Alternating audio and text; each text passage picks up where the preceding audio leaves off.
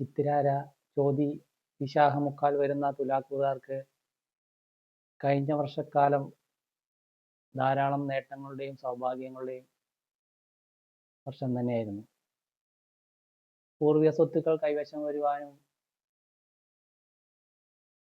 തൊഴിൽ മേഖലയിൽ അധ്വാനത്തിനനുസരിച്ചുള്ള റിസൾട്ട് ഇവർക്ക് നേടിയെടുത്ത ഒരു വർഷക്കാലം തന്നെയായിരുന്നു.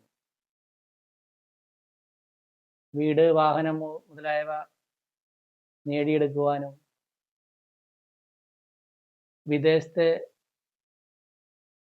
തൊഴിൽ തേടിയവർക്ക് അതെല്ലാം ലഭ്യമായ ഒരു വർഷക്കാലം തന്നെയായിരുന്നു. അതുപോലെ തന്നെ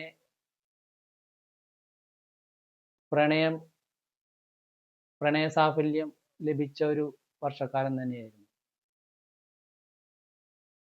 എന്നാൽ ഈ ജൂൺ 2 വ്യാഴമാറ്റത്തെ ഇവർ വളരെയധികം ജാഗ്രത പുലർത്തേണ്ടിയിരിക്കുന്നു.